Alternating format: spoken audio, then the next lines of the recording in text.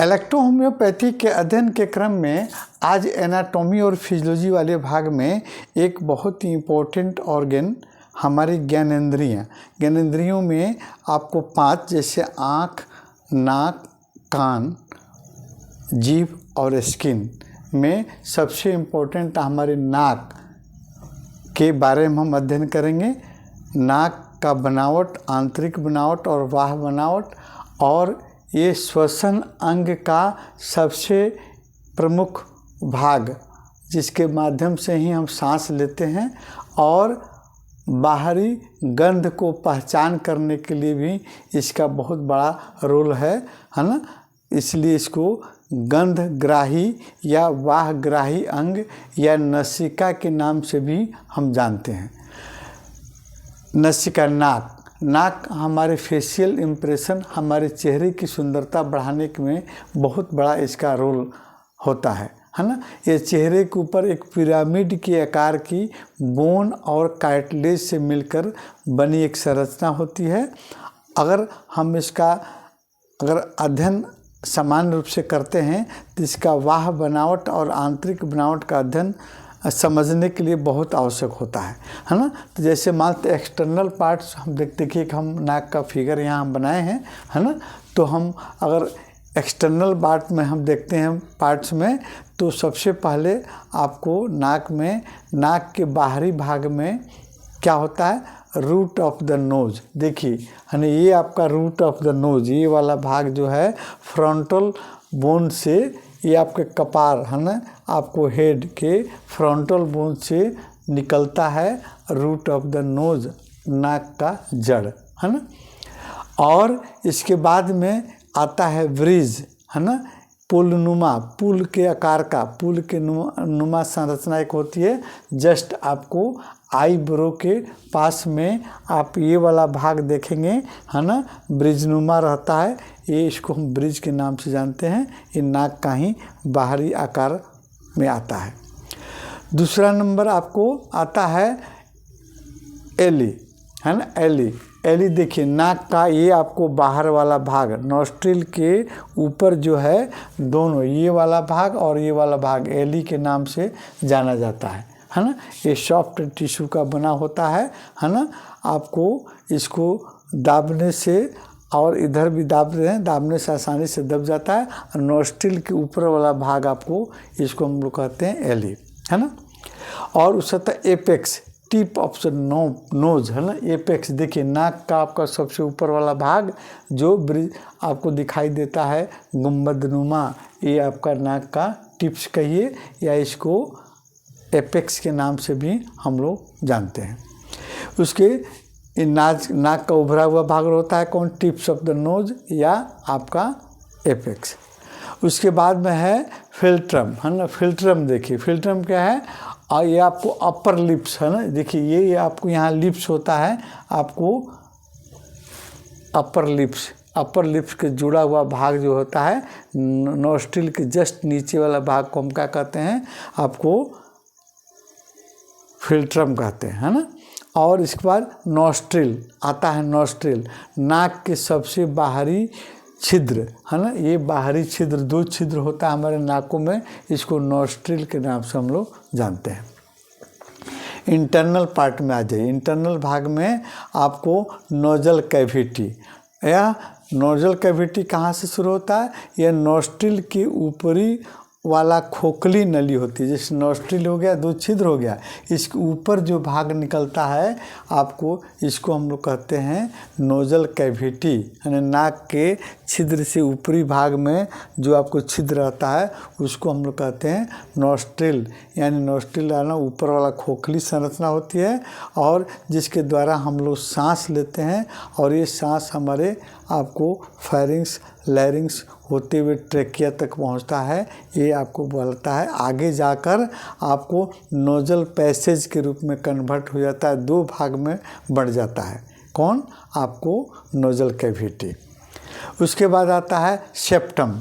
तो सेप्टम देखिए, इन nozzle cavity को आपको अलग करती है। यानी देखिए नाक के अंदर में, दोनों छिद्र के अंदर में बीच में एक आपको नसापट होकर, तो उसको नसापट कहें, पट्टी के रूप में एक संरचना होती है जो हमारे आपको नोजल के पैसेज को 2 भाग में बांटती है। इसको हम कहते हैं सेप्टम, है ना।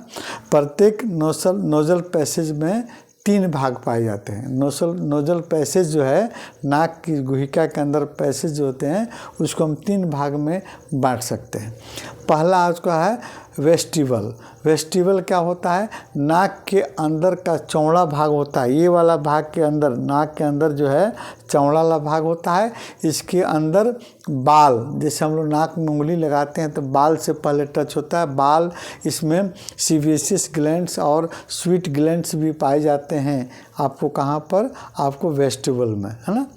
और इसका काम क्या होता है? जैसे हम लोग सांस लेते हैं तो आपको बाहरी पार्टिकल्स को रोकने का काम करते हैं। आपको यहाँ के जो हेयर बाल जो रहते हैं और वहाँ जो ग्लैंड से स्रावित होने वाला म्यूकस जो है उसके आपको डस्ट को या आपको बाहरी धूल कण को वहाँ आपको रोक लेता है। यही आपका वेस्टिबल, है ना। उसके बाद आता है ऑल्फैक्टरी रीजन। तो ऑल्फैक्टरी रीजन जस्ट इसके ऊपर जो है आपको ऑल्फैक्टरी रीजन, नाक के नोजल पैसेज के ऊपरी भाग, ये निचली भाग हुआ, चौड़ा वाला भाग कौन था? आपको वेस्टिबल, है ना। और ऊपरी भाग जो होता है, सबसे ऊपर वाला भाग होता है वो आपको नोजल पैसेज का ऊपरी वाला भाग होता है, ऑल्फैक्टरी रीजन कहलाता है। इसमें आपको क्रेनियल नर्व यानी ब्रेन से निकलने वाली बारी जोड़ी नर्व में एक क्रेनियल नर्व जो है जिसको ऑल्फैक्टरी नर्व कहते हैं और निकलती है, जो हमारे गंध को वहीं ऑल्फैक्टरी नर्व जो है आपको ब्रेन तक पहुंचाने का काम करती है। जिससे ब्रेन आपको उसको बता देता है कि ये आपको गंध किस चीज़ का गंध है। हमारी ब्रेन उसकी सूचना देता है, बताता है। ऑल्फैक्टरी नर्व के माध्यम से ही आपको ये सूचना जाती है ना। यानी नाक के गंध को ब्रेन तक पहुंचाने का काम आपका ऑल्फैक्टरी नर्व करता है। उसके बाद एक आता और संरचना होती है टर्बाइनेट, है ना।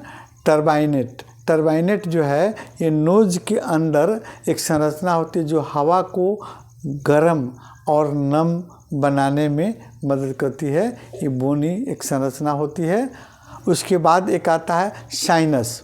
तो साइनस नाक के आसपास की हड्डी, हमारे नोजल नाक के आसपास की हड्डी जो है और उसमें खोखली संरचना होती है जो हवा से भरी रहती है, उसको हम साइनस के नाम से जानते हैं। इसमें ये बलगम को नोजल कैविटी में आपको भेजने का काम करती है हमारी साइनस। ये हुआ हमारा नाक का आपको आंतरिक बनावट। अब नाक का फंक्शन हम देखते हैं, क्या फंक्शन। तो सबसे पहले हम देखते हैं कि ये रेस्पिरेटरी ऑर्गन का सबसे प्रमुख भाग है जिसके वायुमंडल के से ऑक्सीजन को लेकर आपको नोजल कैविटी से होते हुए, पैसेज से होते हुए कहाँ तक, हमारे फेरिंग्स, लैरिंग्स और होते हुए ट्रेकिया तक पहुँचाता है, लंग्स तक पहुँचाने का काम करता है। ये हमारा नाक, है ना। अब उसके बाद में ये हवा को फिल्ट्रेट भी करता है। जैसे यहाँ पर नॉस्ट्रिल में देखिए आपको बाल छोटे छोटे लगे रहते हैं, ये आपको धूल कण को आपको छानने का काम करते हैं, फिल्टर करते हैं, है ना। धूल कण को अंदर जाने से रोकते हैं। अच्छा, उसके बाद में इसमें ऑल्फैक्टरी नर्व द्वारा भोजन एवं बाहरी गंध को पहचान करने में आपको हमारा नाक का ऑल्फैक्टरी नर्व काम करता है, वो आपको हमको बताता है। जैसे भोजन की पहचान करने में भोजन द्वारा जो गंध हम मिलता है उस गंध का रसायन जो है आपको डायरेक्ट जाता है ऑल्फैक्टरी नर्व पर, उसको एक्टिव करता है और ये सक्रिय होकर फिर हमारे आपके भोजन में स्वाद ग्रंथियों को मिलकर इसकी आपको स्वाद को भी पहचान कराता है ना। ये यही आपको ऑल्फैक्टरी नर्व जो है इसके माध्यम से रसायन उसको एक्टिव करता है और फिर हम जो खाना खाते हैं उसका स्वाद आपको जीभ की ग्रंथियों को भी एक्टिव करके उसको सूचना बताता है। ये हुआ हमारा नाक का बनावट और उसका फंक्शन। इसके बाद में हम बाद वाले वीडियो में देखेंगे नाक के होने वाले रोग, जैसे नॉस्ट्रिल में होने वाला रोग, है ना, पॉलिपस। आपको पॉलिपस के बारे में तो पहले से हम आपको एक वीडियो हम डाले हैं, आप मेरे डॉक्टर राजीव नैन के नाम से जो चैनल है यूट्यूब पर, वहाँ आप देख कर देखिएगा पॉलीपस के नोस्ट्रिल में आपको जो डिजीज होगा उस पर, और अन्य डिजीज के बारे में फिर हम आपको अगले वीडियो में इसका अध्ययन करेंगे।